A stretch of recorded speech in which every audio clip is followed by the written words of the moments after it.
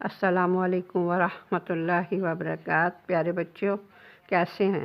امید کرتی ہوں کہ خیریت سے ہوں گے، ایمان اور صحت کی بہترین حالتوں میں ہوں گے، اور اللہ رب العزت سے میری دعا ہے اللہ تعالی ہم سب کو صحت اور زندگی عطا فرمائے اور ایمان کی بہترین حالت میں عقیدہ توحید پر قائم رکھے اور عقیدہ توحید پہ ہی مرنا نصیب فرمائے۔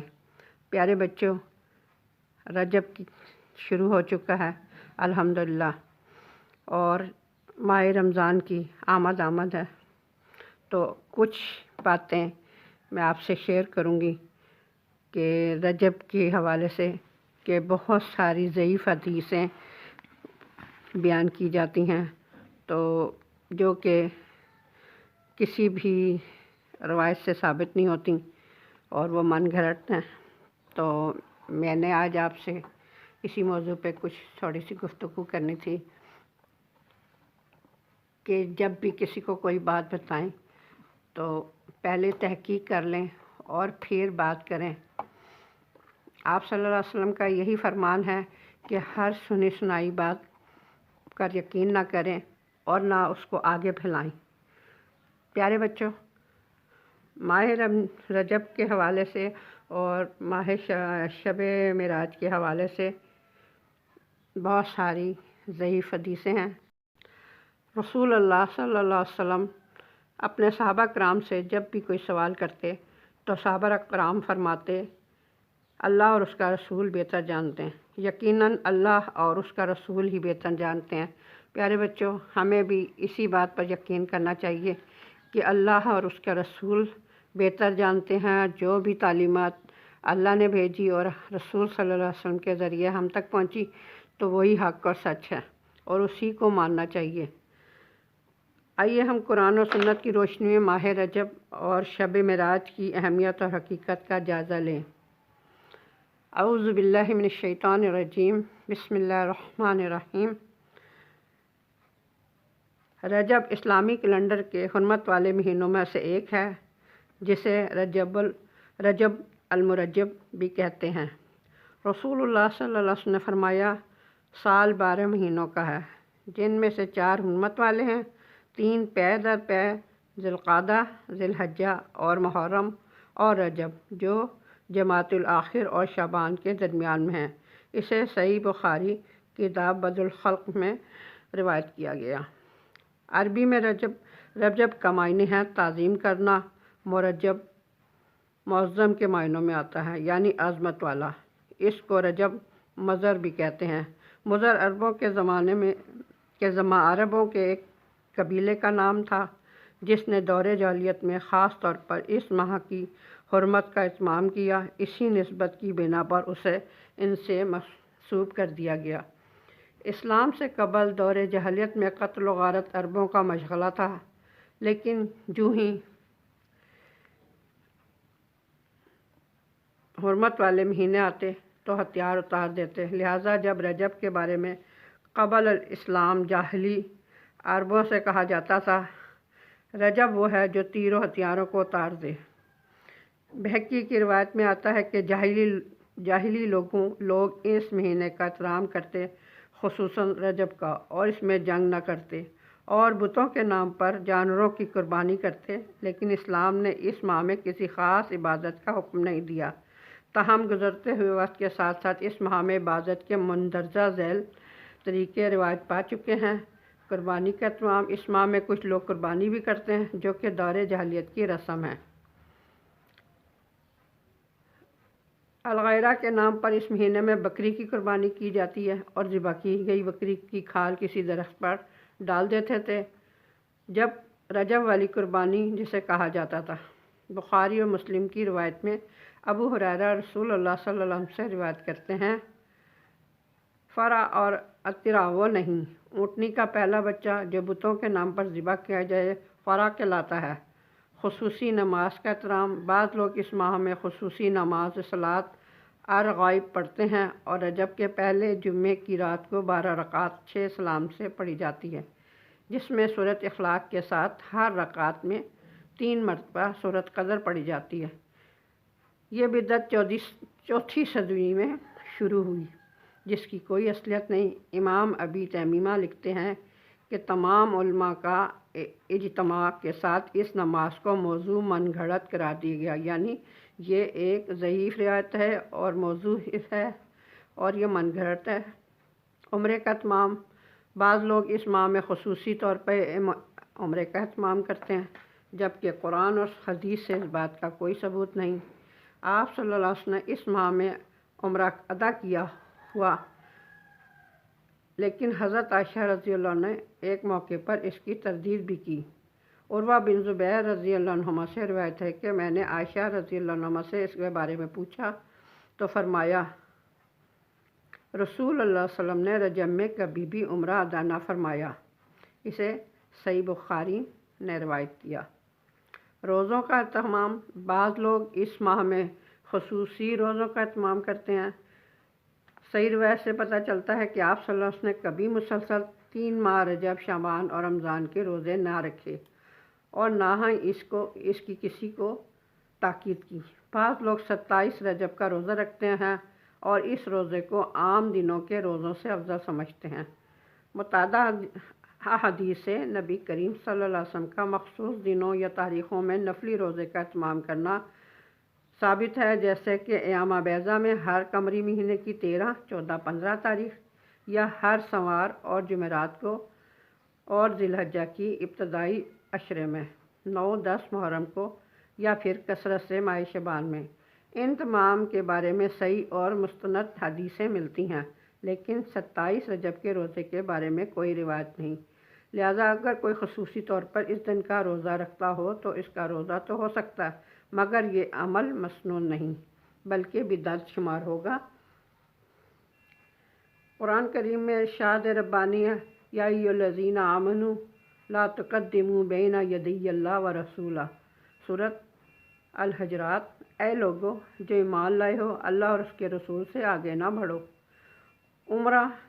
عمر رضی اللہ عنہ اس ماہ میں نہ صرف یہ کہ روزہ رکھنے سے منع کیا کرتے تھے، بلکہ لوگوں کے ہاتھوں پر ہاتھ مار کر مجبور کرتے کہ وہ روزہ توڑ دیں، کیونکہ ماہ رجب کی تعظیم اور اس میں روزہ رکھنا دور جاہلیت کی رسم تھی۔ اسے مصنف ابی بن شیبہ میں روایت کیا گیا۔ البتہ اگر کوئی شخص بطور عادت ہر ماہ چاند کی 13، 14 اور 15 تاریخ یا پیر یا جمعرات کو روزہ رکھتا ہے تو اس ماہ میں بھی رکھ سکتا ہے۔ 22 رجب کے کنڈے 22 رجب کو کنڈے بھرنا بطور رسم رواج پا چکا ہے۔ اس رسم میں کسی منت کے پورا ہونے پر حلوہ پوری اور کھیر وغیرہ پکائی جاتی ہے۔ تاریخ کے مطالعے سے یہ بات سامنے آتی ہے کہ اس رسم کی ابتدا 1906 میں امیر مینیائی کے خاندان سے ہوئی۔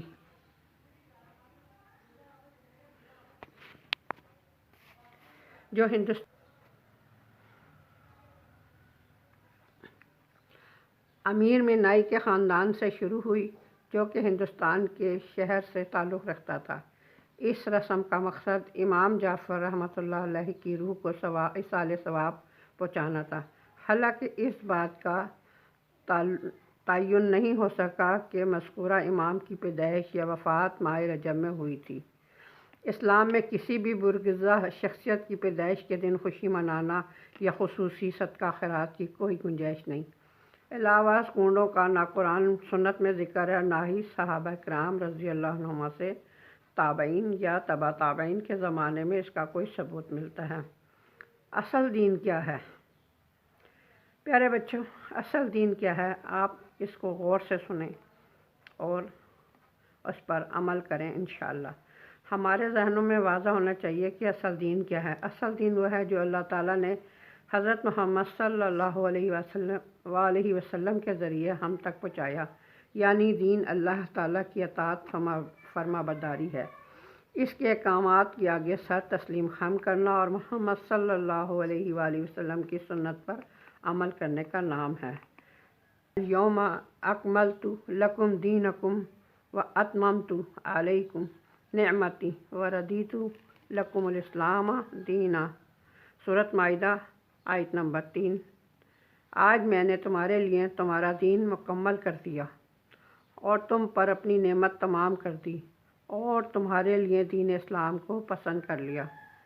کوئی بھی ایسا کام جو آپ صلی اللہ علیہ وسلم نے نہ کیا اور نہ ہی اس کا حکم دیا، اسے دین کا حصہ سمجھتے ہوئے ادا کرنا اور پھر اس پر اجر و ثواب کی توقع رکھنا بدعت ہے۔ نبی کریم صلی اللہ علیہ وسلم کا ارشاد مبارک ہے،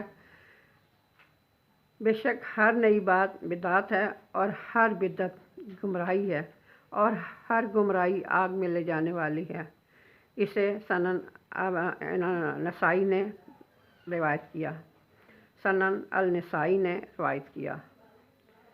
بدعتی کے بارے میں رسول اللہ صلی اللہ علیہ وسلم کا ارشاد مبارک ہے کہ اللہ تعالیٰ بدعتی کی دعا قبول نہیں کرتے جب تک وہ اپنی بدعت ترک نہیں کرتا۔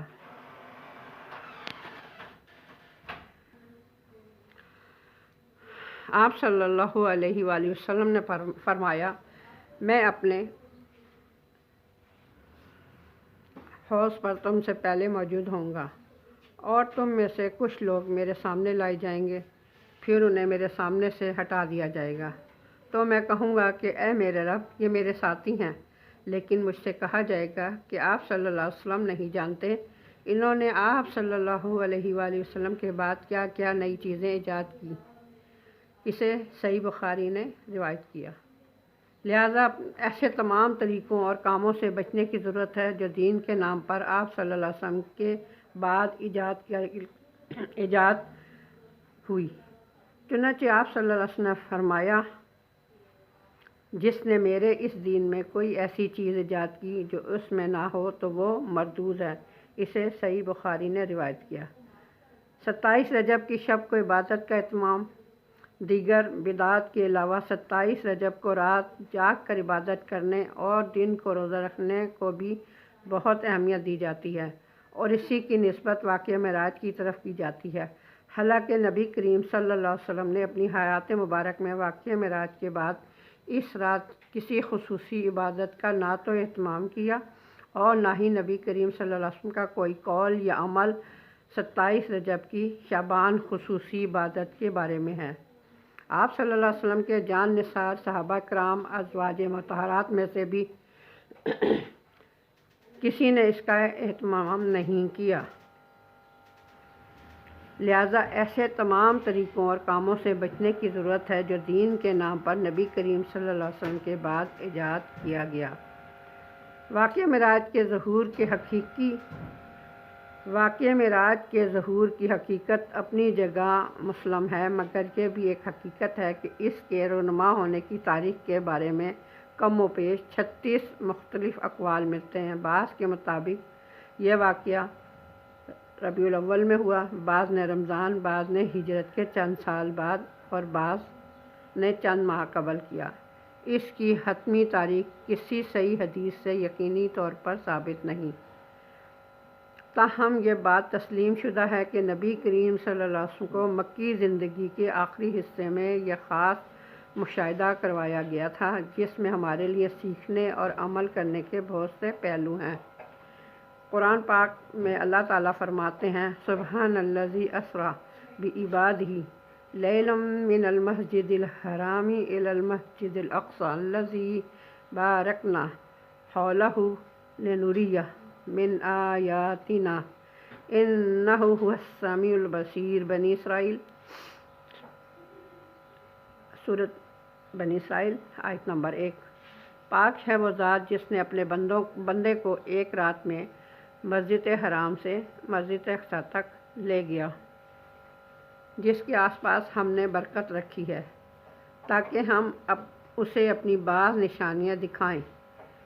یقیناً وہ اللہ تعالیٰ خوب سننے والا اور خوب دیکھنے والا ہے۔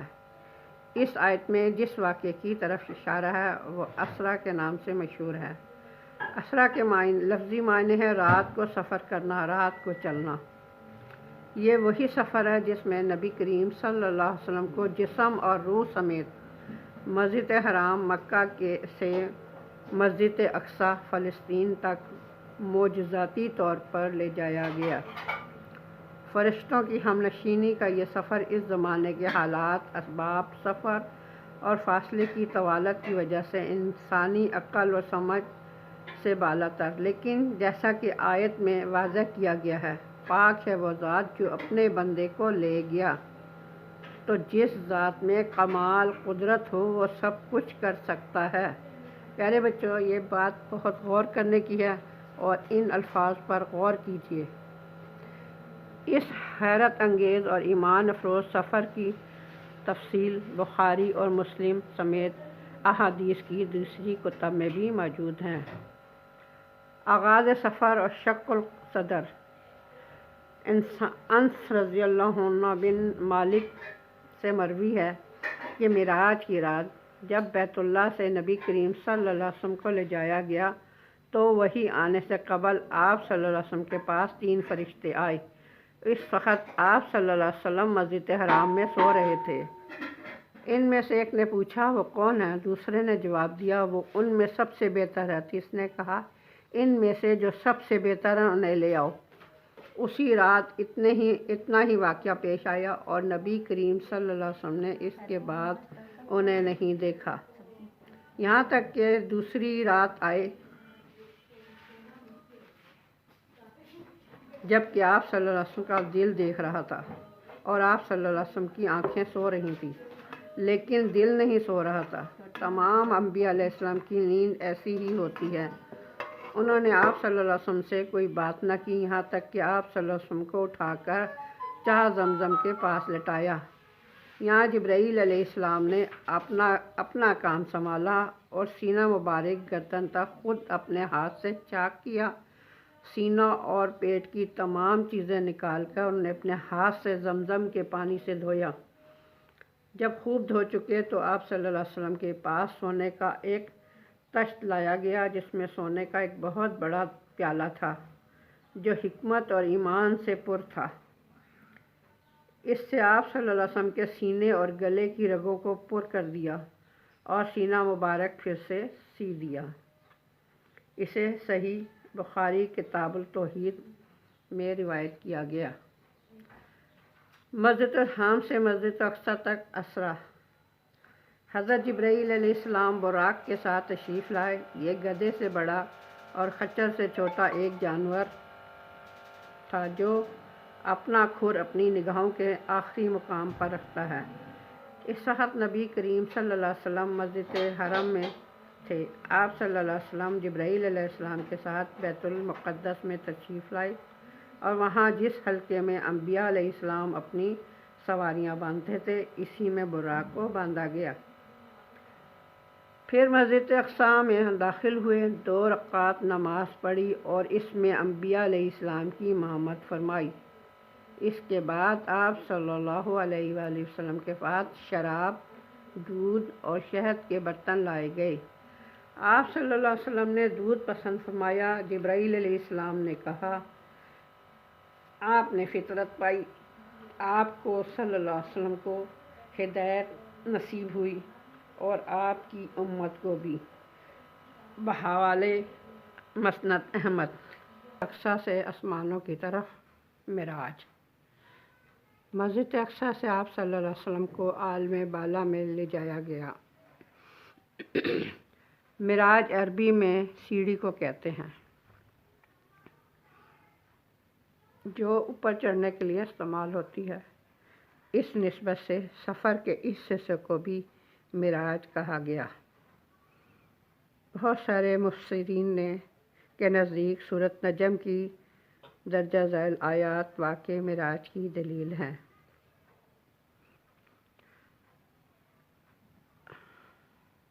سورۃ نجم آیت نمبر 13 سے 18 تک ترجمہ۔ اور ایک مرتبہ پھر اس نے سدرۃ المنتہا کے پاس اس کو اترتے دیکھا جہاں پاس ہی جنت المأویٰ ہے۔ اس وقت سدرہ پر چھا رہا تھا جو کچھ چھا رہا تھا، نہ نگاہیں چندھائیں نہ حد سے متجاوز ہوئی۔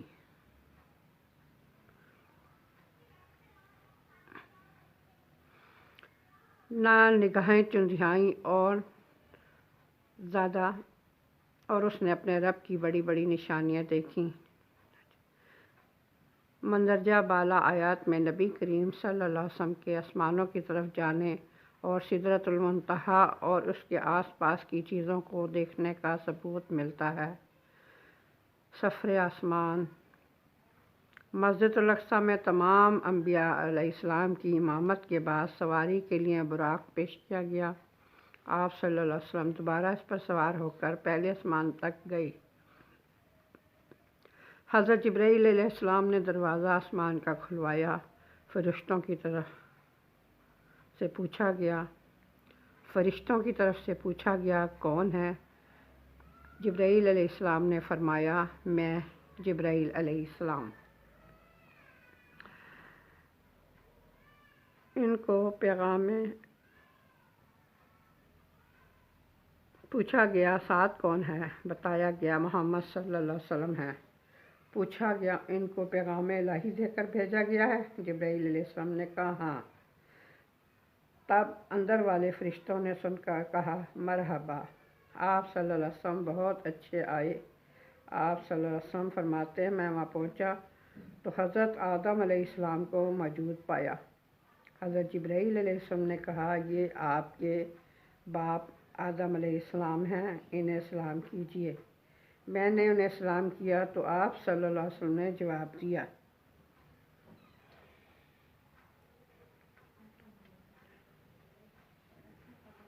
آپ صلی اللہ علیہ وسلم کو حضرت آدم علیہ السلام نے جواب دیا مرحبا فرزند صالح، نبی صالح۔ آپ صلی اللہ علیہ وسلم کی نبوت کا اقرار کیا۔ اسے صحیح بخاری کتاب التوحید میں روایت کیا گیا۔ ایک اور روایت ہے کہ آپ صلی اللہ علیہ وسلم نے آسمان دنیا پر ایک بزرگ شخص کو بیٹھے دیکھا جس کے دائیں اور بائیں طرف کچھ صورتیں نظر آئیں۔ دائیں طرف دیکھتے تو بزرگ ہنستے اور بائیں طرف دیکھتے تو روتے۔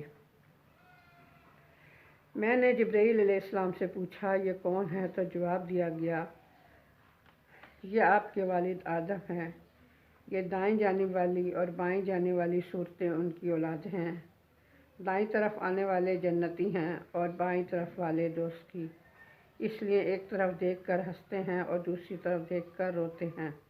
اسے بھی صحیح حدیث صحیح بخاری کتاب الصلاۃ میں روایت کیا گیا۔ نبی کریم صلی اللہ علیہ وسلم فرماتے ہیں جبرائیل علیہ السلام نے مجھے لے کر آگے بڑھے اور دوسرے آسمان تک پہنچے اور پھر اسی طرح سوال اور جواب ہوئے اور وہاں مجھے حضرت عیسیٰ علیہ السلام اور حضرت یحییٰ علیہ السلام ملے جو باہم خالہ زاد بھائی بھی ہیں۔ حضرت جبرائیل علیہ السلام نے کہا یہ یحییٰ علیہ السلام ہیں اور یہ عیسیٰ علیہ السلام ہیں، انہیں سلام کیجیے۔ میں نے سلام کیا، دونوں نے جواب دیا۔ پھر کہا مرحبا برادر صالح اور نبی صالح۔ آپ صلی اللہ علیہ وسلم کی نبوت کا اقرار کیا۔ پھر اسی طرح ان سے کچھ باتیں ہوئیں۔ اسے صحیح بخاری کتاب الصلاۃ میں تحریر کیا۔ اس کے بعد مجھے لے کر تیسرے آسمان کی طرف چڑھے اور دروازہ کھلوایا۔ پوچھا گیا کون؟ جبرائیل علیہ السلام نے کہا میں ہوں۔ پوچھا گیا تمہارے ساتھ کون ہیں؟ انہوں نے کہا محمد صلی اللہ علیہ وآلہ وسلم ہیں، ان کے پاس پیغام الہی دے کر بھیجا گیا ہے۔ جبرائیل علیہ السلام نے کہا ہاں۔ فرشتوں نے یہ سن کر کہا مرحبا، آپ بہت اچھے آئے۔ دروازہ کھولا گیا، وہاں پہنچے تو دیکھا کہ وہاں یوسف علیہ السلام موجود ہیں۔ حضرت یوسف علیہ السلام کو حضور صلی اللہ علیہ وسلم نے سلام کیا، انہوں نے جواب دیا اور کہا مرحبا صالح بھائی اور صالح نبی۔ آپ صلی اللہ علیہ وسلم کی نبوت کا اقرار کیا۔ اسے بھی صحیح بخاری کتاب التوحید میں روایت کیا گیا۔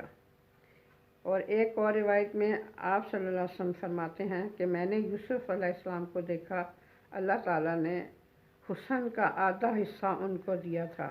اسے صحیح مسلم کتاب الایمان میں روایت کیا گیا۔ اس کے بعد جبرائیل علیہ السلام مجھے لے کر آگے بڑھے۔ چوتھے آسمان پر اس طرح سوال اور جواب ہوئے۔ ادریس علیہ السلام وہاں موجود تھے، سلام دعا ہوئی، انہوں نے بھی اسی طرح برادر صالح اور نبی صالح کہہ کر مرحبا کیا اور آپ صلی اللہ علیہ وسلم کی نبوت کا اقرار کیا۔ اس کے بعد جبرائیل علیہ السلام 5ویں آسمان تک آ گیا، 5ویں آسمان تک بڑھے، وہاں بھی اسی طرح سلام دعا ہوئی۔ ہارون علیہ السلام وہاں پر موجود تھے، انہوں نے بھی نبی صالح براد صالح کہہ کر مرحبا کہا اور آپ صلی اللہ علیہ وسلم کی نبوت کا اقرار کیا۔ اس کے بعد آگے 6 آسمان پر چڑھے، دروازہ کھلوایا گیا اور اسی طرح سوال و جواب اور مرحبا کہا گیا اور آپ صلی اللہ علیہ وسلم کی نبوت کا اقرار کیا۔ یہاں پر موسیٰ علیہ السلام سے ملاقات ہوئی۔ آپ صلی اللہ علیہ وسلم انہیں چھوڑ کر آگے بڑھے تو وہ رونے لگے۔ پوچھا آپ کے رونے کی وجہ کیا ہے؟ انہوں نے کہا میں اس لیے روتا ہوں کہ یہ نوجوان پیغمبر نبی صلی اللہ علیہ وسلم میرے بعد مبعوث ہوئے، ان کی امت کے لوگ میری امت کے لوگوں سے زیادہ تعداد میں جنت میں جائیں گے۔ اس کے بعد 7ویں آسمان پر پہنچے اور دروازہ کھلوایا۔ پوچھا گیا کون؟ کہا میں جبرائیل علیہ السلام ہوں۔ پوچھا گیا تمہارے ساتھ کون ہیں؟ انہوں نے کہا محمد صلی اللہ علیہ وسلم۔ پوچھا گیا ان کے پاس پیغام الہی دے کر بھیجا گیا ہے؟ حضرت جبرائیل علیہ السلام نے کہا ہاں۔ فرشتوں نے یہ سن کر کہا مرحبا، آپ صلی اللہ علیہ وسلم بہت اچھا ہے۔ جب میں وہاں پہنچا تو ابراہیم علیہ السلام کو موجود پایا۔ حضرت جبرائیل علیہ السلام نے کہا یہ آپ کے جد امجد ابراہیم علیہ السلام ہیں، انہیں سلام کیجیے۔ میں نے انہیں سلام کیا، انہوں نے جواب دیا اور فرمایا مرحبا، فرزند صالح، نبی صالح اور بیٹا کہہ کر پکارا۔ آپ صلی اللہ علیہ وسلم کی نبوت کا اقرار کیا۔ وہاں حضرت ابراہیم علیہ السلام بیت المعمور کے ساتھ ٹیک لگا کر بیٹھے ہوئے تھے۔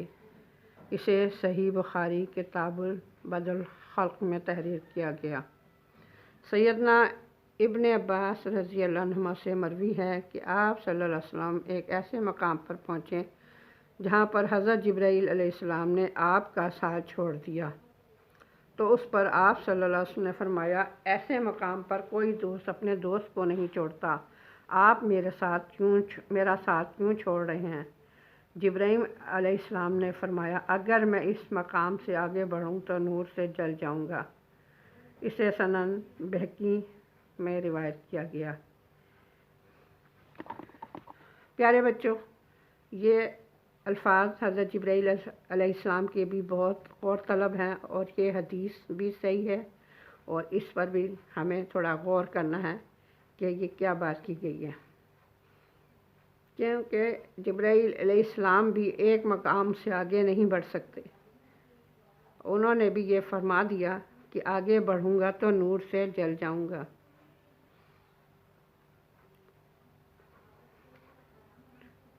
اس کے بعد آپ صلی اللہ علیہ وسلم کو سدرۃ المنتہا تک لے جایا گیا۔ اس کے بعد بیری حجر کے مٹکوں کے برابر اور اس کے پتے ہاتھی کے کان کی طرح تھے۔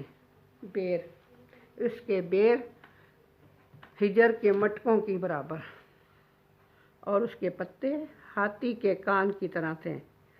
پھر اس پر سونے کے پتنگے چھا گئے اور اللہ تعالیٰ کے حکم سے جو کچھ چھانا تھا چھا گیا، اور اس سے وہ سدرہ بیری کا درخت تبدیل ہو کر اتنا خوبصورت ہو گیا کہ اللہ کی کوئی مخلوق اس کا حسن بیان کرنے کی طاقت نہیں رکھتی۔ اس وقت اللہ تعالیٰ نے اپنے بندے کو وحی فرمائی اور آپ صلی اللہ علیہ وسلم کی امت پر 50 وقت کی نمازیں فرض کی گئیں۔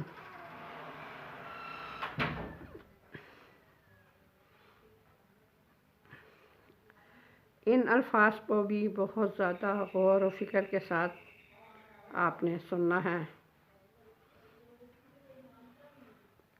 اس وقت اللہ تعالیٰ نے اپنے بندے کو وحی فرمائی اور آپ صلی اللہ علیہ وسلم پر اور آپ صلی اللہ علیہ وسلم کی امت پر 50 وقت کی نمازیں فرض کی گئیں۔ واپس آتے ہوئے موسیٰ علیہ السلام سے آپ صلی اللہ علیہ وسلم کی ملاقات ہوئی تو انہوں نے دریافت کیا کہ آپ کو کیا حکم ملا؟ آپ صلی اللہ علیہ وسلم نے جواب دیا ایک دن رات میں مجھ پر اور میری امت پر 50 نمازیں فرض کی گئی ہیں۔ موسیٰ علیہ السلام نے کہا، آپ صلی اللہ علیہ وسلم کی امت ایک دن رات میں 50 نمازیں نہ پڑھ سکے گی۔ میں بنی اسرائیل کا خوب تجربہ کر چکا ہوں۔ آپ کمی کی درخواست لے کر اپنے رب کے پاس جائیں۔ موسیٰ علیہ السلام کے فرمانے پر آپ صلی اللہ علیہ وسلم اللہ جل جلالہ کے پاس واپس گئے اور کمی کی درخواست کی۔ اللہ تعالیٰ نے آپ صلی اللہ علیہ وسلم کی درخواست کو قبول فرما کر 10 نمازوں کی تخفیف فرمائی۔ اس پر آپ صلی اللہ علیہ وسلم موسیٰ علیہ السلام کے پاس واپس آئے تو انہوں نے پوچھا، کیا ہوا؟ آپ صلی اللہ علیہ وسلم نے کہا، 10 نمازوں کی کمی کر دی گئی۔ یہ سن کر موسیٰ علیہ السلام نے فرمایا، اب پھر واپس جائیے اور تخفیف کی درخواست کیجیے۔ آپ واپس گئے اور اللہ تعالیٰ نے تخفیف کی درخواست کو قبول کیا۔ اللہ تعالیٰ نے اس کے بعد 10 نمازوں کی اور کمی کر دی۔ آپ صلی اللہ علیہ وسلم کی موسیٰ علیہ السلام اور اللہ تعالیٰ کے درمیان آمد و رفت جاری رہی، یہاں تک کہ اللہ تعالیٰ نے 5 نمازیں کر دیں۔ اس کے بعد آپ صلی اللہ علیہ وسلم پھر واپس آئے تو موسیٰ علیہ السلام نے کہا، جاؤ اور کمی کرواؤ۔ آپ صلی اللہ علیہ وسلم نے کہا، اب مجھے شرم آتی ہے۔ جو اللہ تعالیٰ نے فرض کیا ہے اس پر میں راضی ہوں۔ آپ صلی اللہ علیہ وسلم نے پوچھا، فرمایا، جب میں وہاں سے واپس آیا تو ایک پکارنے والے نے پکار کر کہا، میں نے اپنا فرض پورا کر دیا اور بندوں کے لیے تخفیف کر دی۔ یہ 5 نمازیں اجر میں 50 نمازوں کے برابر ہوں گی۔ اسے بخاری کتاب البدء الخلق میں تحریر کیا، روایت کیا۔ اس کے علاوہ چند اور کتابوں میں بھی یہ حدیث موجود ہے۔ سورۃ البقرہ کی آخری 2 آیتیں بھی عرش کے خزانے سے عطا کی گئیں۔ نہر کوثر اور جنت کا مشاہدہ کرایا گیا۔ سدرۃ المنتہی پر بہت سے عجائب کا مشاہدہ کرنے کے بعد رسول اللہ صلی اللہ علیہ وآلہ وسلم نے فرمایا، مجھے پھر جنت میں لے جایا گیا تو میں نے وہاں دیکھا کہ موتیوں کے کعبے ہیں اور اس کی مٹی کستوری ہے۔ اس سے مسلم کتاب الایمان میں روایت کیا گیا۔ جنت میں آپ صلی اللہ علیہ وسلم نے نہر کوثر کا مشاہدہ فرمایا۔ حضرت انس رضی اللہ عنہما سے روایت ہے کہ نبی کریم صلی اللہ علیہ وسلم نے فرمایا، میں ایک نہر پر آیا، اس کے دونوں کنارے موتیوں عقبوں کے تھے۔ میں نے پوچھا حضرت جبرائیل علیہ السلام سے کہ یہ کیا ہے؟ تو جبرائیل علیہ السلام نے کہا، یہ کوثر ہے۔ اسے صحیح بخاری کتاب الرقاق میں تحریر کیا گیا۔ ابراہیم علیہ السلام کا امت محمد صلی اللہ علیہ وسلم کے نام خصوصی پیغام۔ پیارے بچوں، حضرت ابراہیم علیہ السلام کا حضرت محمد صلی اللہ علیہ وسلم کے ذریعے ہم امتیوں کے لیے بھی ایک خصوصی پیغام جنت سے آیا۔ اسے سنیے۔ ابن مسعود رضی اللہ عنہ بیان کرتے ہیں کہ رسول اللہ صلی اللہ علیہ وسلم نے فرمایا، معراج کی رات میری ملاقات حضرت ابراہیم علیہ السلام سے ہوئی تو انہوں نے کہا، اے محمد صلی اللہ علیہ وآلہ وسلم، اپنی امت کو میری طرف سے سلام کیجیے گا اور ان کو بتائیے گا کہ جنت کی مٹی بڑی عمدہ ہے، اس کا پانی میٹھا ہے لیکن وہ چٹیل میدان ہے، اس میں کاشتکاری کی ضرورت ہے اور اس کی کاشتکاری سبحان اللہ والحمد للہ ولا الہ الا اللہ واللہ اکبر ہے۔ پاک ہے اللہ اور تمام تعریفیں اللہ ہی کے لیے ہیں اور اس کے سوا کوئی الہ نہیں اور اللہ سب سے بڑا ہے۔ اسے جامع ترمذی میں روایت کیا گیا۔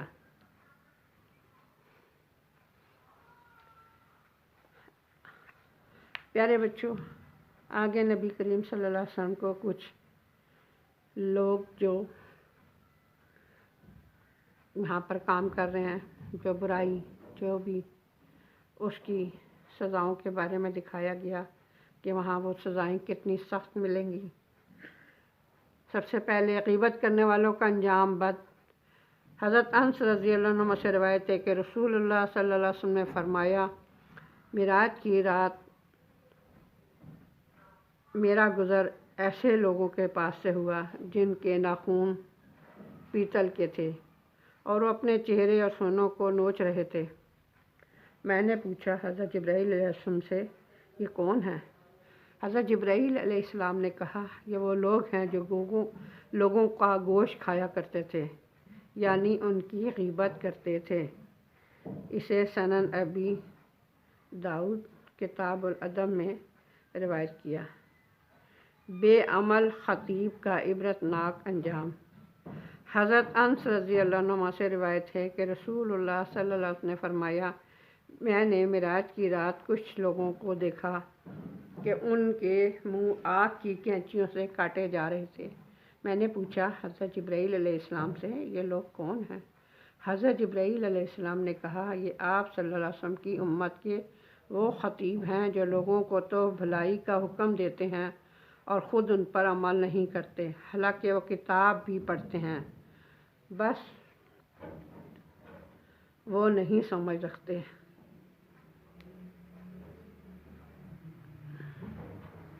بیان اسرا اور معراج پہ اہل مکہ کا رد و عمل۔